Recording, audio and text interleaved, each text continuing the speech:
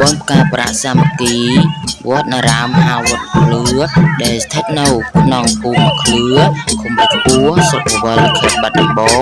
បននេះដែលប្ររពឡើងដោយពុទ្ធបរិស័ទនិងពុកម៉ែបងប្អូនជាច្រើនកកលជាចំណោះជើងវត្តដែលរួមកម្លាំងគ្នាដើម្បីធ្វើការប្រាក់សាមគ្គីដើម្បីតម្កល់កសាង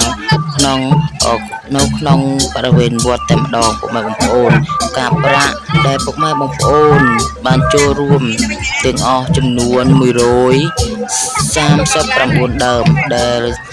កម្មវិធីបុណ្យនេះគឺថាយើងធ្វើនៅថ្ងៃទី18ខែមេសាឆ្នាំ2025យើងនឹងដែលស្ថិតនៅក្នុងវត្តមកឃ្លឿយើងតែម្ដងពុកម៉ែបងប្អូនហ្នឹងហើយគឺថាពុកម៉ែបងប្អូនមានទាំងកុមារានិងកុមារីជាច្រើនដើម្បីហែជាបកិច្ចបង្ហើយនៅកម្មវិធីបុណ្យការប្រាក់សាមគ្គីនេះផងដែរហ្នឹងហើយជាបុណ្យកុសលជូនចំពោះនឹងឲ្យទៅដល់ពុកម៉ែបងប្អូនទាំងអស់ហ្នឹងហើយដែលបានទស្សនាអាចជួយចែកចែករំលែកឲ្យបានបុណ្យស្មើគ្នាហ្នឹងហើយបុណ្យនេះដែរគឺយើងធ្វើឡើងសម្រាប់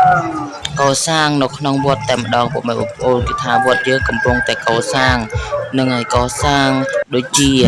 ប្រភេទដូចជា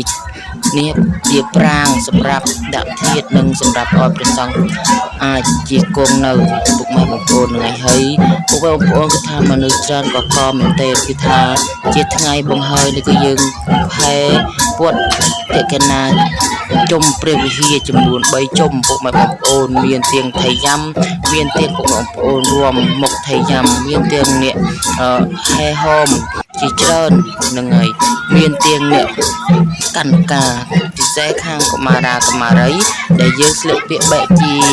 បែបប្រពៃណីខ្មែររបស់យើងហ្នឹងហើយស្លៀកសំពត់បត់អាវបាក់អីចឹងទៅកាន់ការនឹងមានកុមារាសម្រាប់6នាក់កុមារី6នាក់ដែលរៀបចំដោយបាសិកាវីហ្នឹងហើយដែលនៅស្ថិតនៅក្នុងភូមិភ្លឺយើងតែម្ដងហ្នឹងហើយគឺថា